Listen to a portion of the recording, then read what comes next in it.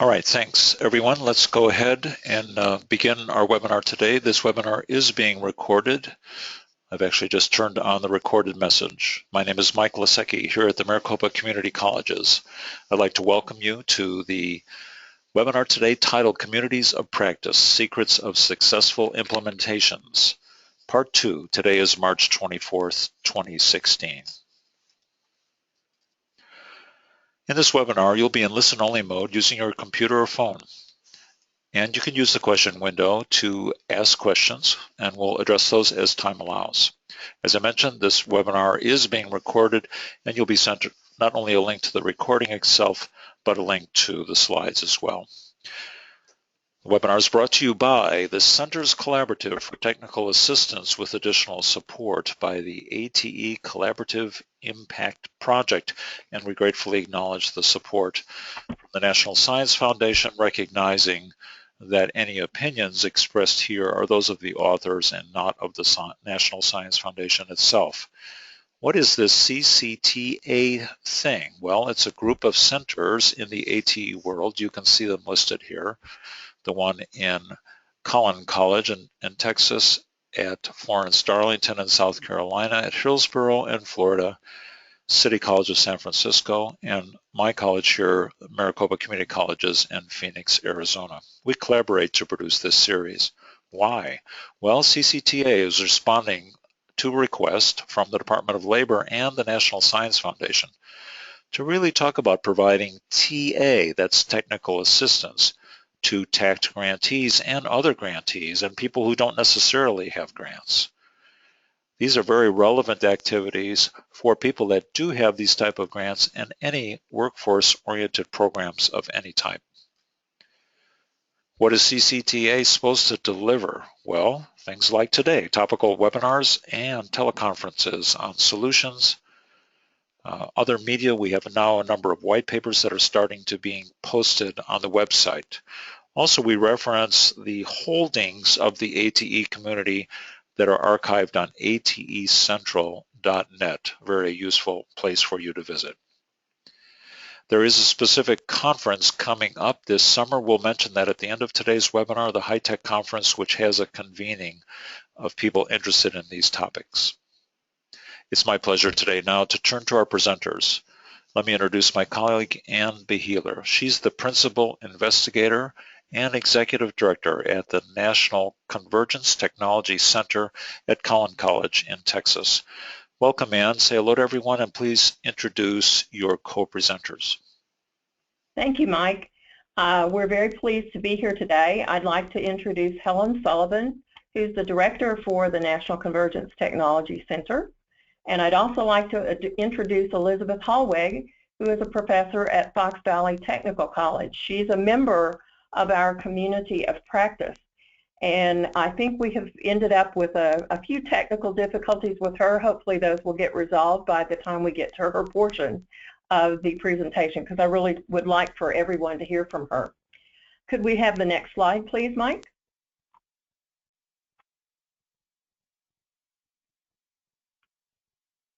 Okay, we're ready for our poll. Would you please take a moment and let us know if you are an NSF grantee, a TACT grantee, or both?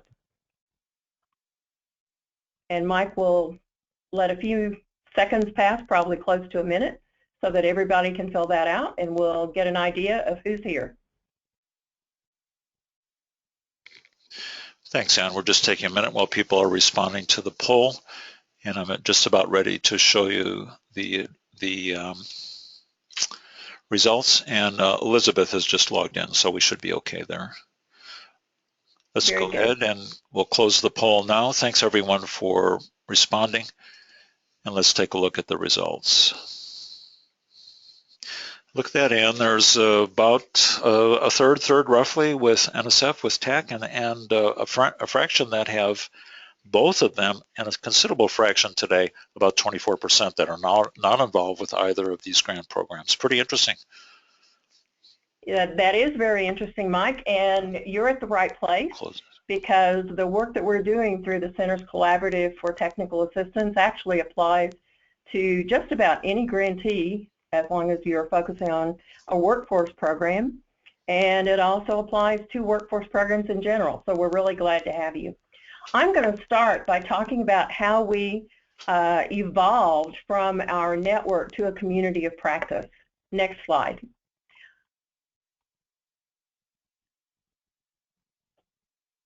Okay, so let's start with the definition. I would expect that many of you were involved in part one of this webinar series. So I'm going to remind you that a community of practice is actually a term that has a definition. It is a group of people who share a concern or a set of problems or a passion about a topic and who deepen their knowledge and expertise in this area by interacting on an ongoing basis. I would like to highlight one word in that, and that is, see if you could go back just 1 second. One word in that is passion. People who are passionate about what they are doing and who also have a willingness to help one another. We did not set out to immediately to become a community of practice.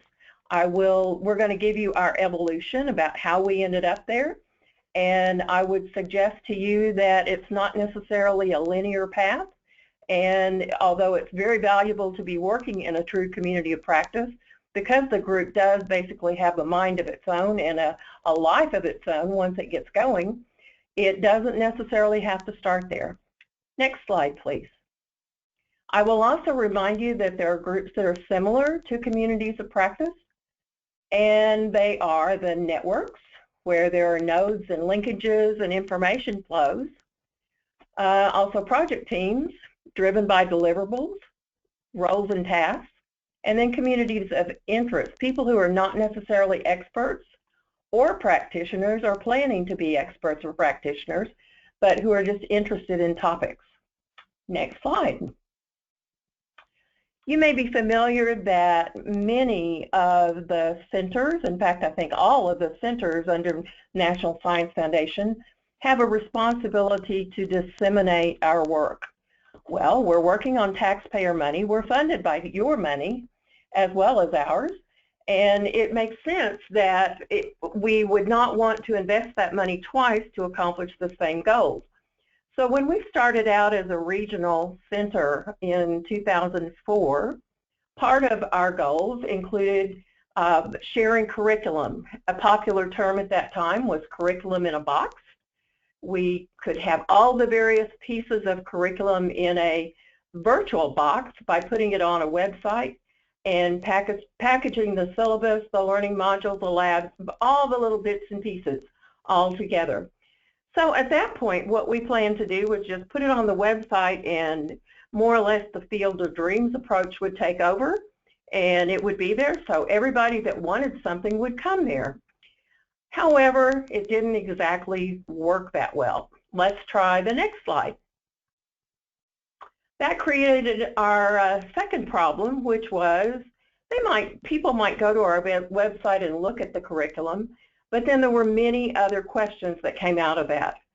Some of them are listed here. What about the equipment? How does it fit in with what we're doing already?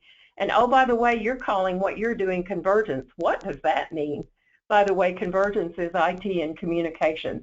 That's not necessarily my term, but it was in fact the term that our business team that leads all of our work chose to use for us. And then if you do train someone in convergence, are the students going to get a job? All of us that are doing workforce programs are focused very intently on ensuring that our students have the appropriate skills to be employed. And then if it's something new, how do we get faculty up to date? So as you can see, one attempt to solve a problem created yet again a whole different set of problems. Next slide. So this generated our second idea, and I have to say that in fact we copied like crazy both the Mentor Links project and ultimately the Mentor Connect project actually came out of the Mentor Links project that has been working since about the mid-90s through AACC. So what we decided was it wasn't enough to create materials for people. We needed to provide some kind of mentoring, some kind of explanatory information, and also a human. I know in this day and age that we use a lot of virtual resources. We use email for virtually everything in terms of communication or texting or whatever. However, it's important to have relationships as well.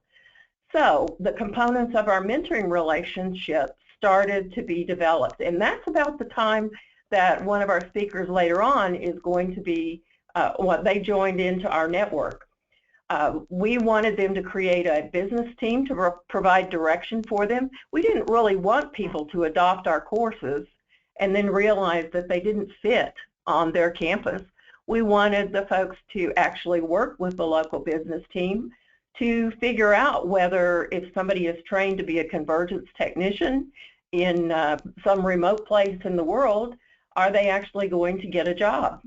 We also wanted them to use the business team to identify the priorities in terms of curriculum that they expected to see.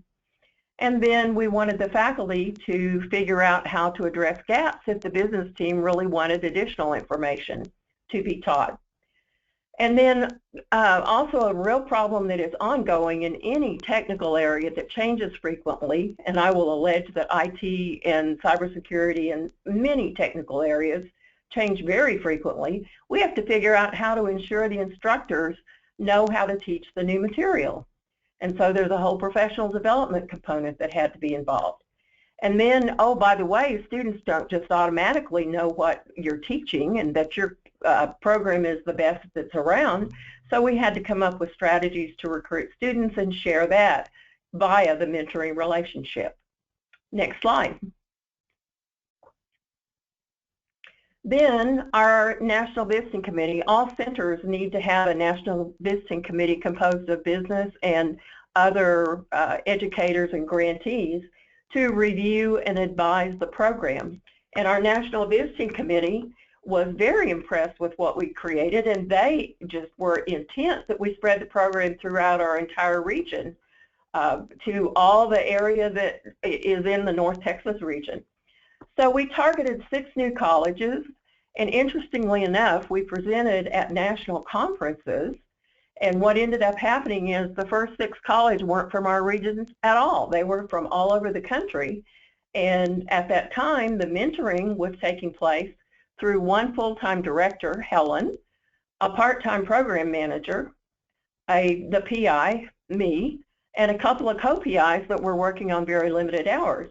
So our heart was in the mentoring, but we might not have had a huge amount of time to spend mentoring others. So next slide. Idea number 3, here we go. The program, we learned, we were intent on everybody replicating our program in lockstep.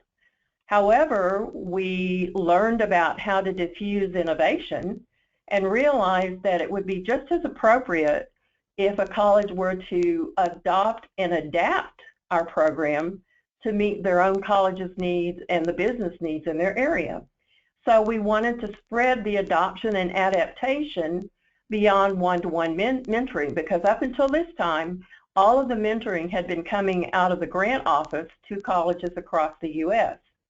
Rather than one-to-one, we started doing conference calls and yearly face-to-face meetings with the group, and it became a one-to-many type of a mentoring event.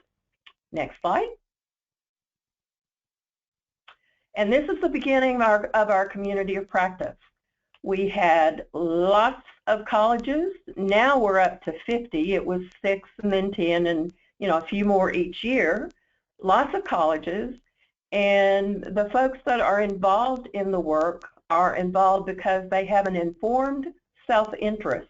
That is my way of defining it, such that I think people do best when they are operating in terms of their own informed self-interest.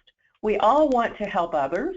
However, well, I don't know if we all do, but most of us want to help others, but we also want to get something out of the relationship ourselves. So that was the beginning of our community of practice. And here is a link that you'll be able to click on to get more information from the Vinger articles. Next slide. Now I'd like to introduce Helen again and turn it over to her so she can talk about the evolution of the rest of it. Thank you, Helen. Thank you, Anne. Mike, if you'll go to the next slide.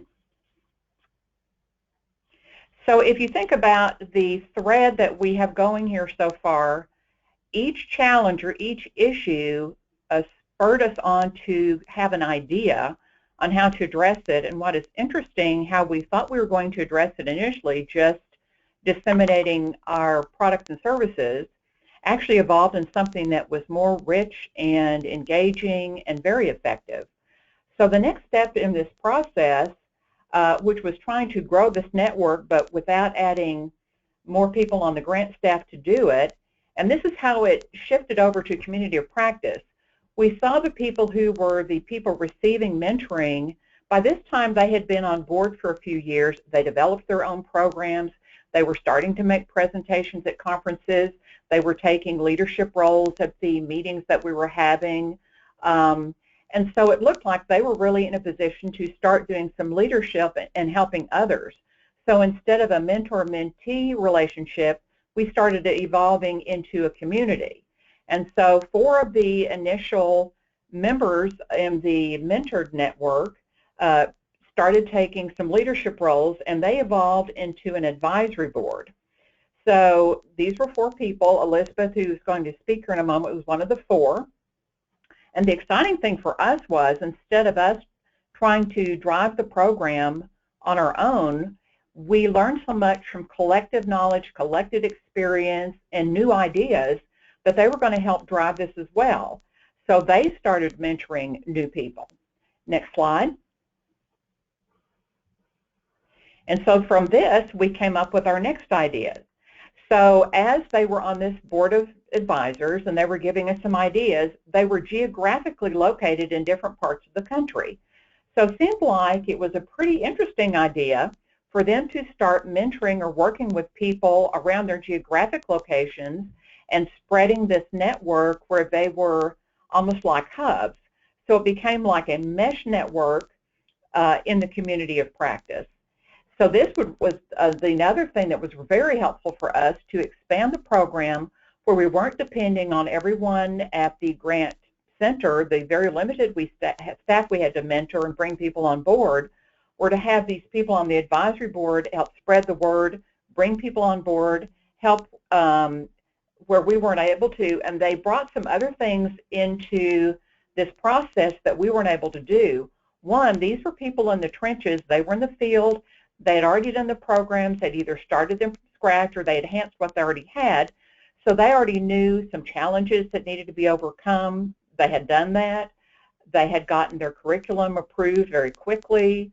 They had recruited students into the program. They had done all the steps and the processes that, because they had done it, they were very helpful in helping new people overcome obstacles that they were going to face.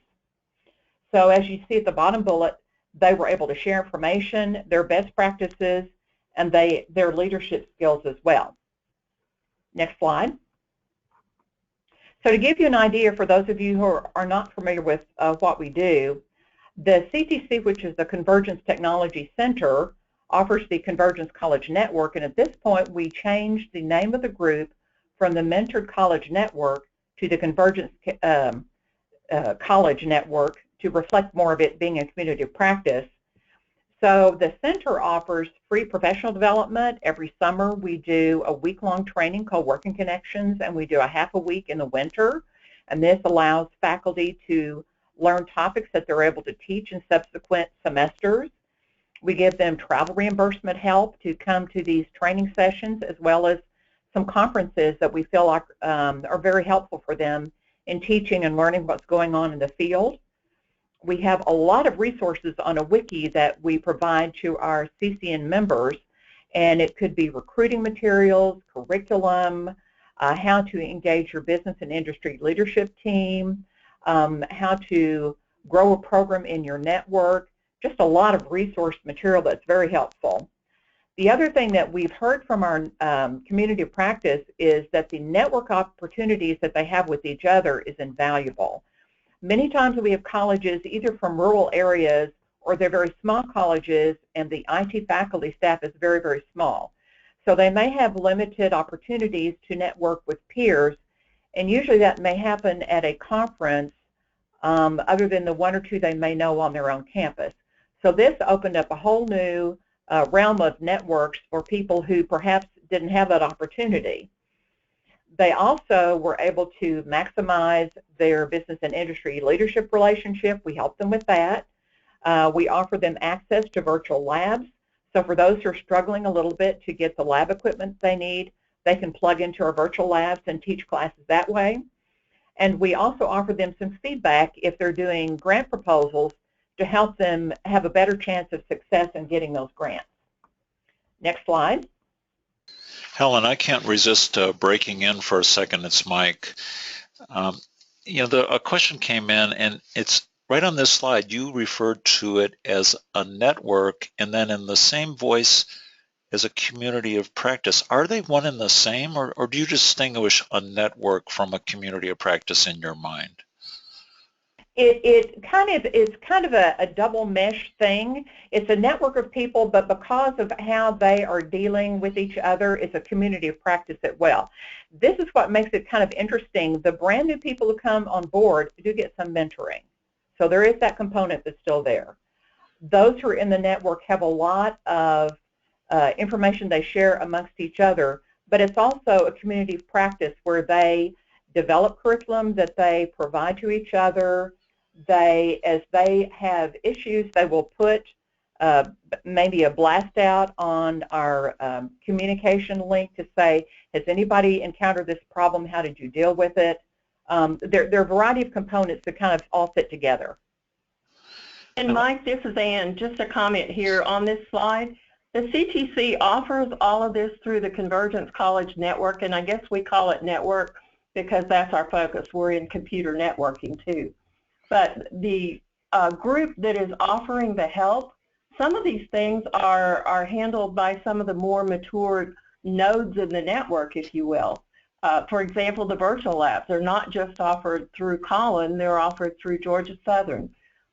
Also giving information or help on working with the business community can come from the more experienced colleges as well. That makes sense. And of course, I like your double use of the word network and its two contexts.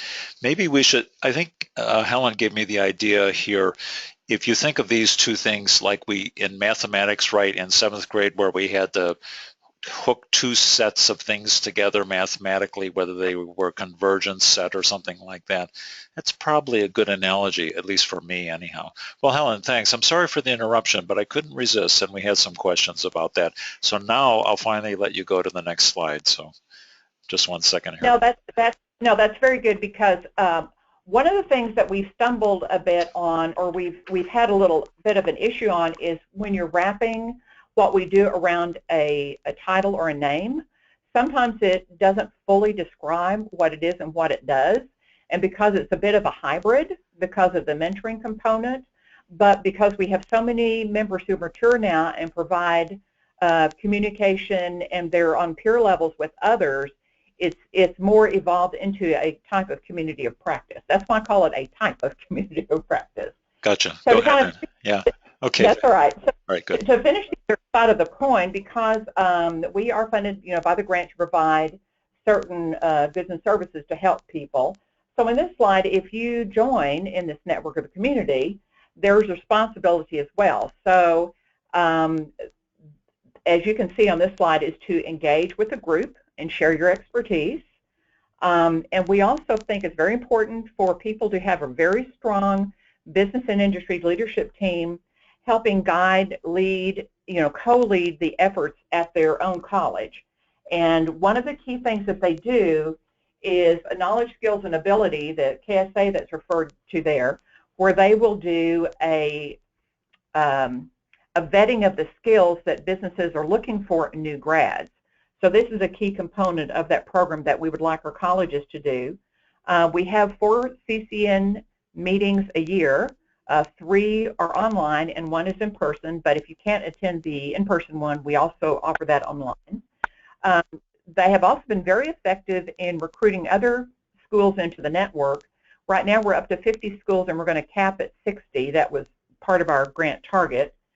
And then the other thing that we ask from them is an annual report, and we're getting into report season right now, and basically we asked them some numbers things, and I'm going to show you at the end where we are on this.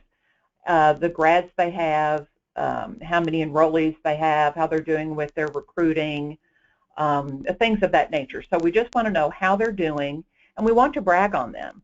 So if we do reports to the NSF, if we do some marketing materials, we want to tell how great these colleges are doing, and if other students are interested in them, businesses are interested in them, other colleges want to find out what's going on, there are now a variety of contacts that they can have where they can go connect with them to help grow their programs as well. Next slide.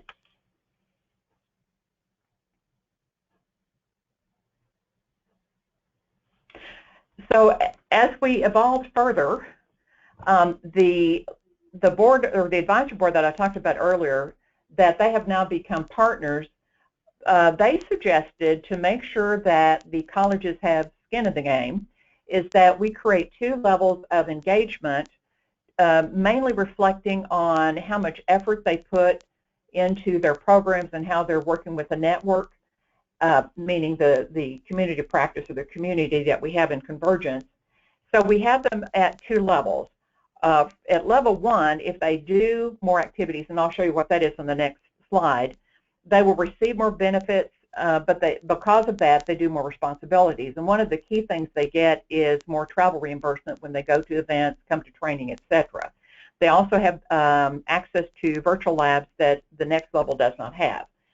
Level 2, you do not have to do as many things, and you still have the benefit of the connection with the other people in your network. You can come to training. Your travel reimbursement amount isn't quite as high, but the responsibilities are fewer as well. So basically, the lead people in our community decided they wanted a point system to help with accountability, and they thought it would also encourage engagement. And over time, we've done some analysis of how this has worked, and actually that's proved to be true. Next slide.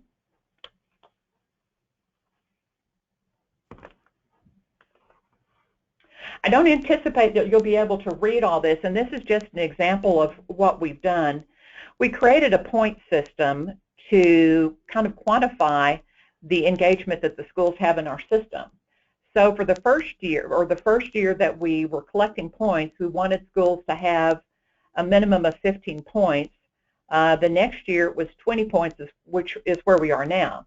If you join the first 2 years, we're expecting you to come up to speed so you don't have to gather points, but the key is to make sure you're engaged in every step along the way.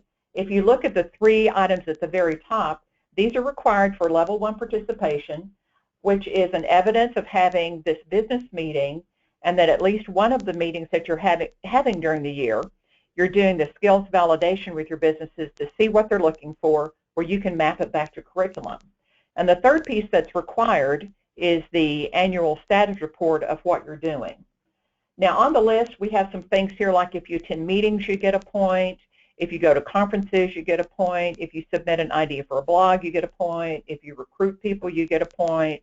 And because we have 4 meetings a year of the CCN, we have meetings during the year for their administrators. We're now having meetings for university partners. So there's a pretty lengthy list of activities that they can become involved in, and it's not that difficult to get up to 20 points. And yet it also encourages them to become engaged at this level to keep these ideas going and keep their programs robust. Next slide.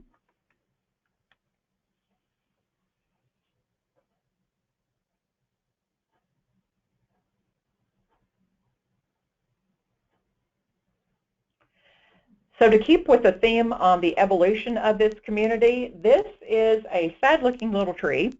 But this was the very beginning. If you look at the bottom of the root system, that's Collin College, which got the grant to begin with, and the circle above that reflects the National Convergence Technology Center. Then above that, we have colleges that are on these branches. So this was the first set of colleges we had in our network. So we had one in California, we had one in Wisconsin, we had one in Michigan, we had one in Florida, and then we had some in Texas. Next slide.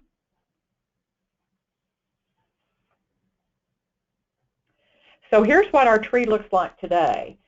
So as we talked about the nodes and the hub network, as we have new people come in, we want to make sure they have a point of contact to help bridge them into the group, help explain what's going on, help bring them up to speed. So this is all color-coded. So I hope all of you can see that. So the different branches that have the different colors on them have a main college at the beginning of that branch, and that person is the point of contact for the colleges on that branch.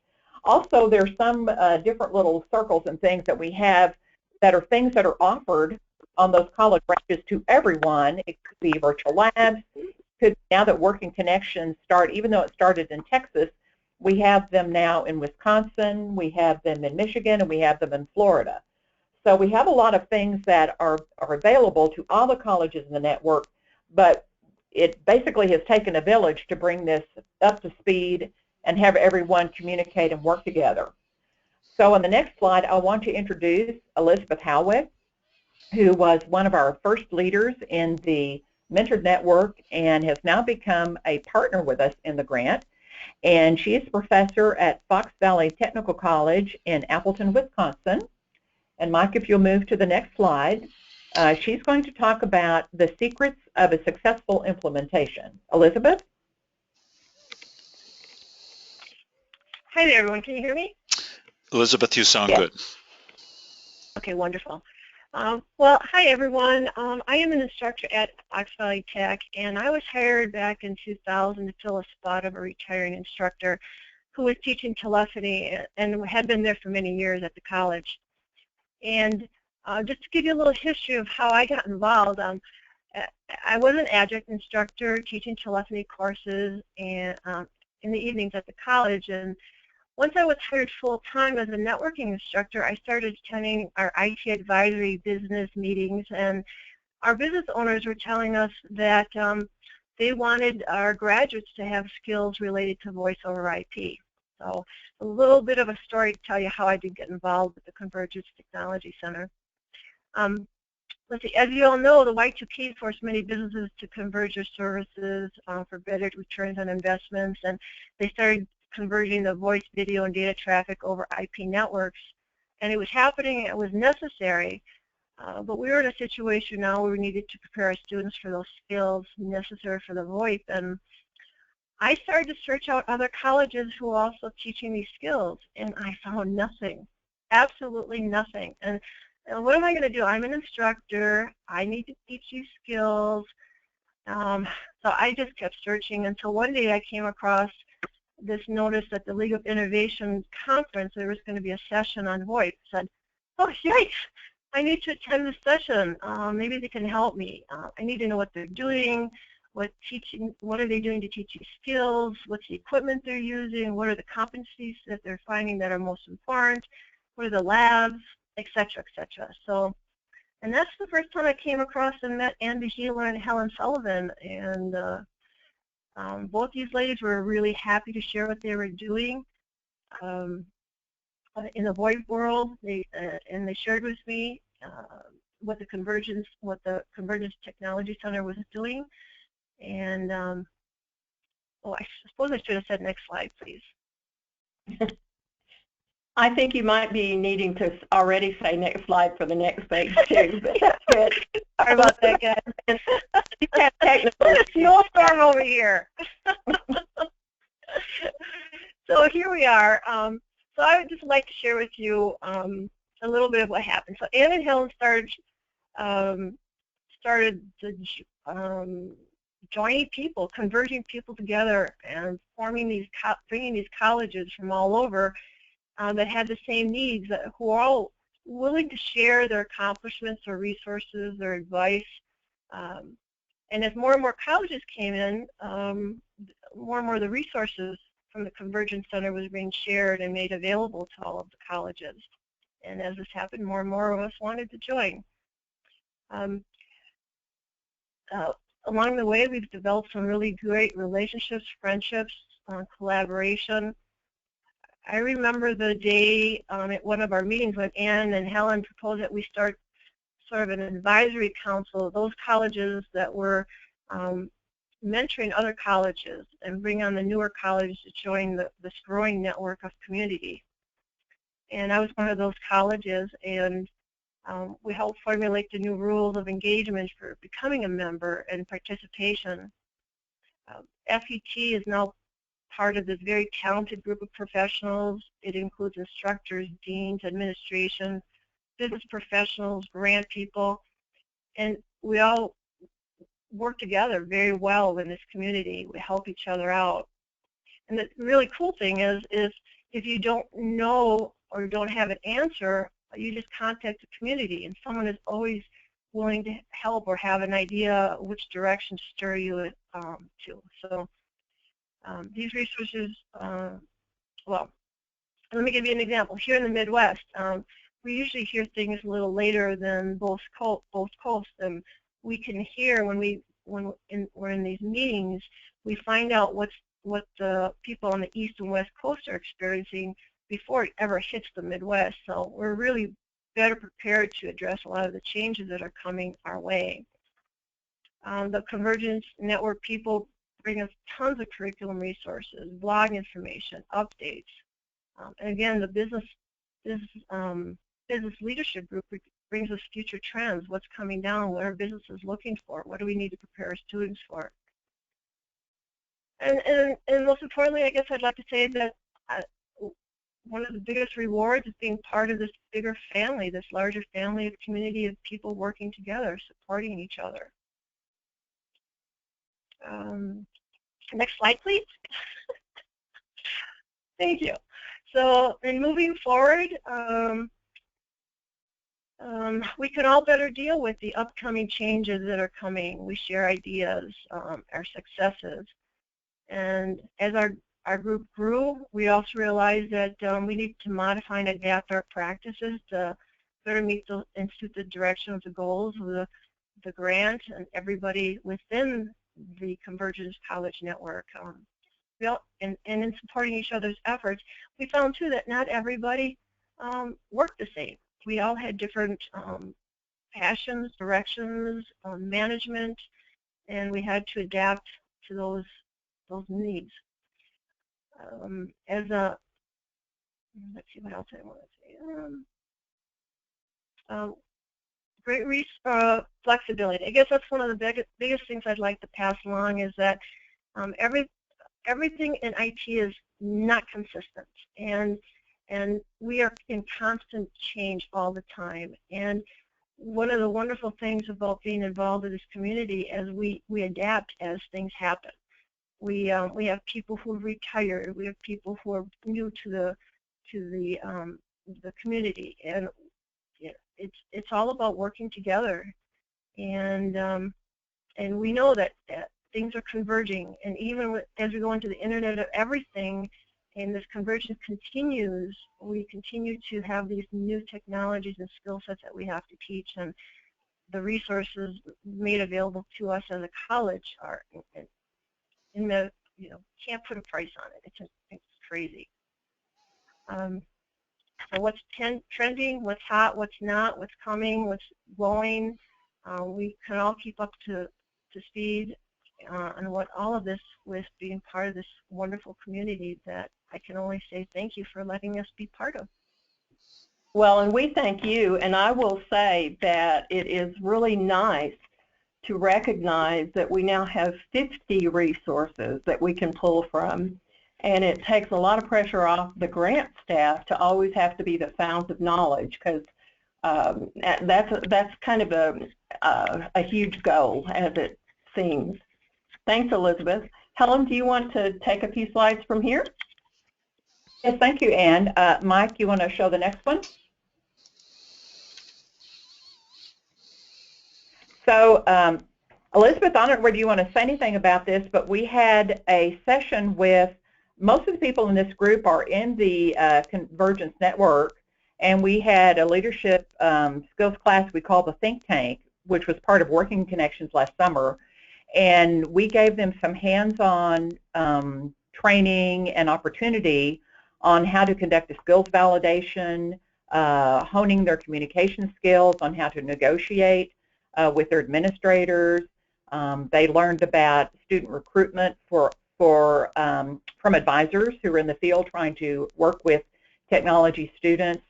They heard from a futurist. They heard from a business person on the business side of things when they come to these meetings and what they're looking for. So it was really a cool thing. And then we did end the week on community of practice and how we work together as a community of practice. I don't know whether you want to throw any 2 cents about that or not, Elizabeth. Well, I just want to say it was a great experience to learn. Even though I've been involved with the group for such a long time, I'm still learning. I'm still finding out, just what's it's hard to explain. It's just I'm always learning. For example, I learned that my learning skills, which I can better be. I'm a better person in front of the classroom because I understand how I learn and understand now how my students are learning. So, yeah, it was a great experience, and I hope others can take advantage of this great opportunity. Thank you, Elizabeth. Mike, you want to go to the next slide?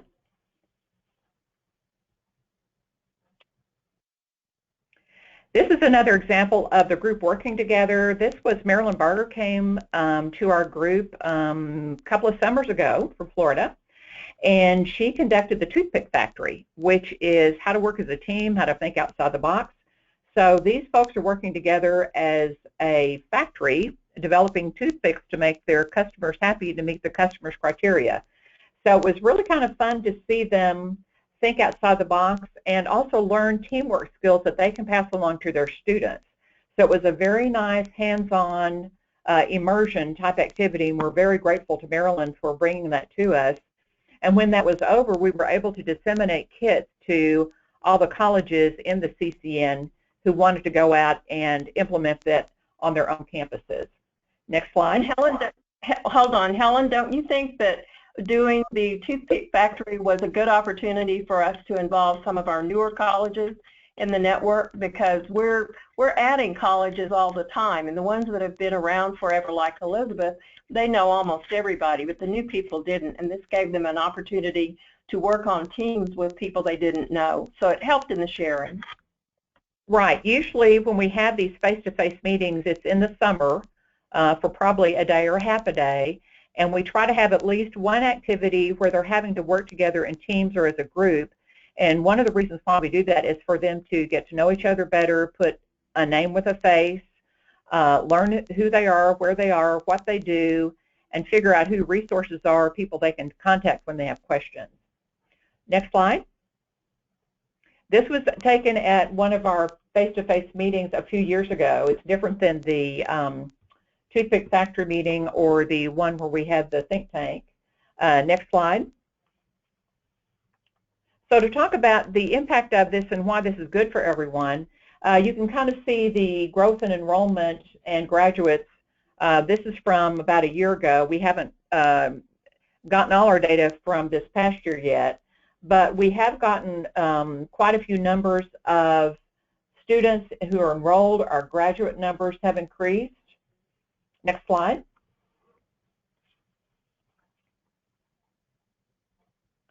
And the other thing that we ask, and these are numbers and things that come out of these yearly reports we ask them for. So from the prior year, they had updated 21 courses, they'd added 15 courses, they added 13 new degrees, they added 41 new certificates, and you can just see on and on and on how many things that they have done.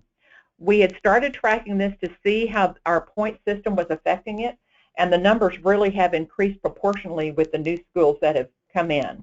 So we really think the way it's set up now has been very effective and it's working well.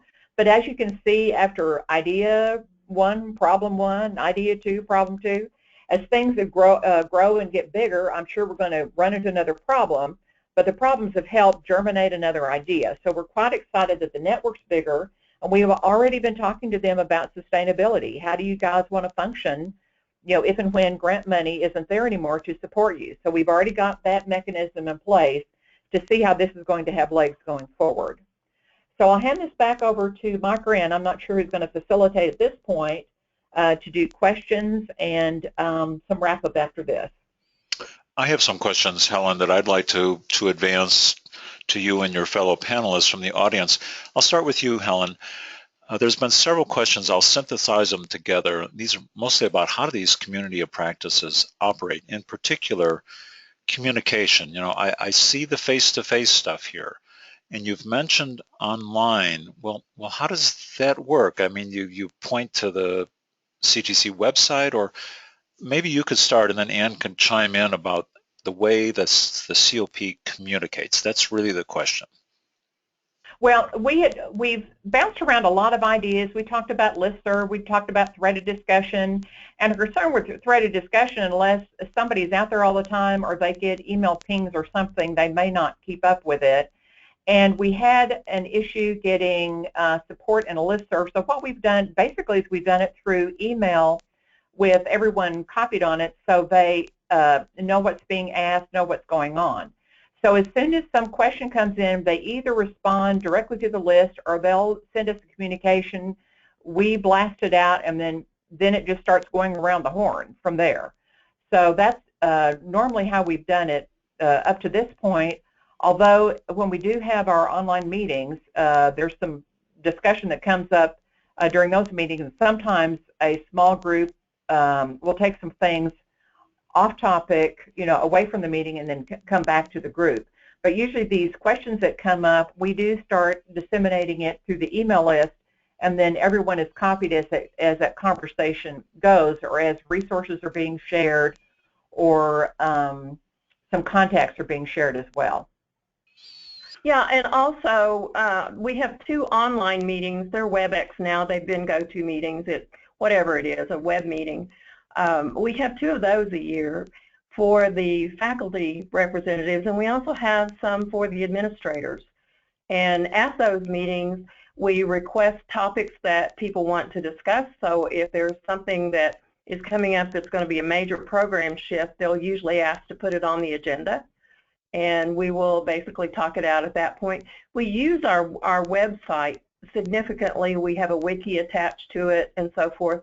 But I guess the point I would make is people communicate with each other because they want to help, and also because they're getting something out of it. When I talked about informed self-interest, the informed part is that I want to help others. The self-interest is I need to get my job done. And this is actually quite an efficient way of doing a national search to find materials that might be useful on your own campus. This is Elizabeth. I'd just like to add to that there is a central point of contact as well. Helen and Mark, and if for example, I come up and I have a need, for example, I'm looking for some curriculum and a certain skill set, I just call them, and they coordinate contacts, phone numbers, email addresses, and they're a great resource. Well, thank you all 3 for commenting on that. So that's more clear now how the communication works. In other words, Helen said she's going to add to my email burden. No, I'm just joking about that. That's right. Okay, well, but here, that's true, but Mike, the request for new things in between meetings, they're not huge. There may be 5 or 6 of them. Okay. We're not talking about filling up your entire email box. Okay, not bad. All right, so here's a tough question for you, Ann, and I'll address this one to you. You're supporting this community of practice through your grant from the National Science Foundation and maybe other resources.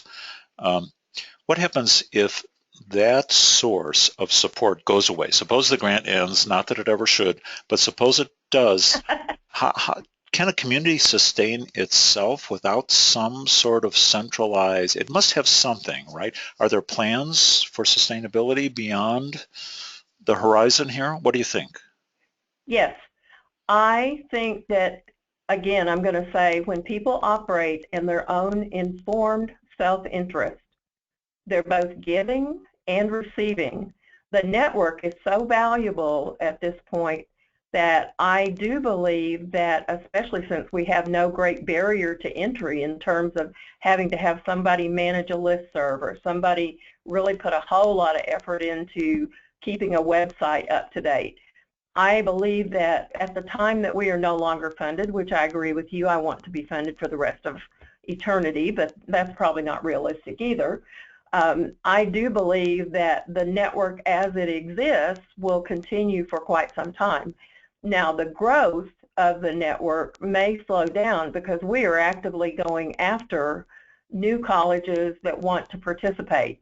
Helen and I and some of the other partners present at conferences regularly and talk about what we're doing in our community practice. In fact, we have done that recently at the Innovations Conference this week. And we have new people that are prospects to fill out the 60 colleges that we said we would have. But I do think the existing ones will continue. Too valuable not. Oh, I'm sorry. So, Mike, I'll jump in. I may have said it fast and it wasn't picked up. We've already had the first meeting of people who are interested in being influential on what's going to happen from a sustaining standpoint. I met with them last May, and so we discussed what would happen when and if the grant money goes away. What components of this group would you like to have go forward? How do you think it could be organized? And what are you willing to do to help in that effort? So we have the initial conversation started. We even discussed with the Working Connections, how could we do that without money? And I won't go into a lot of the discussion because the funding model has changed over time as well. But we've talked about online offering, educator-to-educator teaching, etc. So there is quite a bit of discussion that we've had up to this point and will continue going forward as far as what are the key things that this group would like to see going forward. And perhaps they're going to help set up a structure like we had when we had an advisory board. We don't have an advisory board now, but perhaps we bring that structure back in to make sure that there is some group making sure momentum keeps going. And it's volunteer, and they can change it on a year-to-year basis or however they want to do it. But as Ann said, if you have informed self-interest and you're willing to help, that's one reason why we put in the point system, to make sure they had skin in the game and they really valued the benefits they get out of it. And from what we've heard from the people who are participating, they really don't want this group to drop. So I think they are motivated to keep it going in some iterative form or fashion. I think Ann summarized it in a similar way, Ann by saying, Helen, by saying self-interest, right? That does make sense. You're exploring where the self-interest is. Makes a lot of sense to me. Right. I'm going to try a question here. We just have a couple of minutes left as we get near the wrap-up today. Hopefully I don't make a mistake, but I'm going to try jumping back to a prior slide and see if that works here. So let's see what happens. Slideshow. It's not really jumping back, so I think I'm just going to toggle back through the slides. So excuse me, everyone, for watching me go back through the slides here, but I want to show this diagram again. It's the point system. Here it comes. And here's where lots of people are interested in this points system. Number one, what if you don't meet those 3 level 1 criteria? Can you still play a little bit? Can you have a provisional membership or something? Yes. The answer is yes. That's an easy answer. That is required for level 1. We have several rehab mitigation things in place. You can be level 2 and participate, come to the meetings, get the training, etc., and you don't have to do those top 3. Now, we really feel like you're going to be more successful if you do those top 3. But yes, you can participate. You get the emails. You're part of the group. You can come to Working Connections. You just don't get as much travel reimbursement, and you may not have access to the virtual labs, but you will get a lot of the other benefits from it. But we think, and I have a whole list. If anybody wants to see the entire list, I can put that out there for you. But we feel like what happens with the list is not exactly competition, but some of the people are kind of interested to see, well, how fast can I get up to the number? What can I do to kind of punch this up a little bit? So it's been I won't say kind of a game, but it sort of is. It's kind of marking your progress. I won't say it's like marking your progress on the United Way temperature scale, but it's something kind of like that.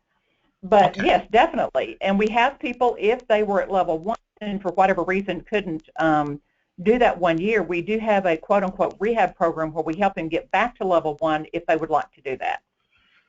Yeah, So, things happen, Mike. yeah, sure. There'll be an administrative change at a college, and a group no longer has support, and they just can't do some things. But interestingly enough, this whole point system was not our idea. It came from the advisory board, the four mature colleges. Their comment was there really should be an extra advantage for those people that are heavily involved versus those that only show up once in a while. And that it's worked incredibly well. I gotta take that to heart here and see how I can use that idea, because you're right, people incentives are important, right? And that's one of these things. Sure. Here, but this leads to the second question about this slide. Am I, Mike Lasecki, a member here, or is my institution, the Maricopa Community Colleges, a member? It's a college. It's the college. It's a college, and the answer for you could be different because you have 10 colleges in your district. So you could there could be 10 of you that are members. Sure, yeah, I could see that. So at the college level is really the membership is as opposed to a single person being the thing. So for example, if we have a meeting and you can't attend, well, actually, any of you who want to from your college can attend the meeting. You're not limited. Okay. So if you can't attend, but at least somebody from your college attends, they get credit and they get the points. And the great thing about the way we have it set up, we have a system set up where we monitor attendance, so you don't even have to keep track of that. We'll do that for you, but there's certain things that you will turn in on your yearly report. That's how we get the rest of the information. I see. So it's not like we're constantly asking you for data all the time. We collect some of it as we go during the year, and then we ask at one point during the year for your information, and you know what that template is from the beginning. So you know what to be collecting, and that way by the time April 1st rolls around, you'll have it ready to send it in. I'd also like to comment, though, remember that word passion that I pointed out at the very beginning that was a key element for the community of practice? I do not see institutions being passionate. I see leaders within the institution being passionate. So it's kind of some of both, Mike. So that brings us to the final question that we have time for. I know it's a detail, but I think it's an important one. You just alluded to it. So on your email list, does that go to an institution, or go to a person who then distributes it within their institution? A person who then distributes. Okay, I thought that was the case, so I just wanted to double check. Yeah. So each college, when they join, they have a person who's the prime or the point of contact for that college. The problem is, and we do have names of faculty from each of the colleges, for example, who will get the invitations to Working Connections, but we do depend upon the primes. We call them the primes. We do depend upon the primes to disseminate that information at their school, because there is a fair amount of churn that can happen, and there's no way we can keep on top of that, but we believe that the people at the school can. And we've also had some churn in the primes, not that much, but a little bit, but that's a lot easier to manage than trying to manage that entire list of everybody trying to shoot out stuff to everybody all the time. Sure. Well, Helen and Elizabeth and Ann, I'm going to, and with the indulgence of our participants as they watch me walk through our slides here, I'm going to take us towards the end, Ann. We're perfectly on time. Hold on just a minute, folks. Oh, by the way, people are very impressed by these numbers, Ann and Helen. Just wanted to mention that. Good.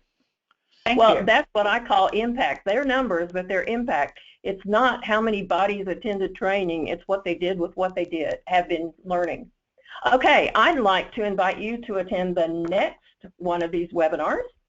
April 28th is going to focus on advanced manufacturing and engineering technology resources. It's going to be led by a group of centers that are in that area, and I would let everyone know here that we're doing a community of practice. Not every center is doing that. However, every center is willing to share something for free. So if you want to start something in, I was going to say underwater basket weaving, but I really don't think we have a center in that. But if we did, you could contact them and they could help you. So this is what's coming up. And next slide, Mike. We also have our high-tech convening, our high-tech conference that will come up this summer. The 25th through the 28th is the actual high-tech event. The first 2 days are a pre-conference. The second 2 days are the actual conference itself. And Helen and I were both on the program committee, and I think we have 80 some odd sessions, 20 posters. A lot of really good topics are going to be covered. So you're invited to that. And next slide, the day after High Tech is the TACT convening, but that's not just for TACT. It's also for NSF grantees or anybody else who's interested in workforce education. We will have an entire morning that is dedicated to topics of technical assistance that will be valuable for you. So you're invited to that, and that is 100% free, other than you do have to get yourself there. So if you have any questions, here's the contact information for the three of us. I'd like to thank Mike for facilitating this. I'd also like to thank Helen for basically being a major presenter, and Elizabeth Hallweg as well. Elizabeth had a few technical issues, but I think it always helps to hear from someone who is a part of what's going on. And that ends our webinar today. Mike, would you like to close it up? Yes, thank you, Ann. I do have one last question as we wrap up for today. Why do people always pick on basket weaving? I don't understand that. No idea. Yes. Well, I couldn't resist. I just didn't. Yeah. Okay.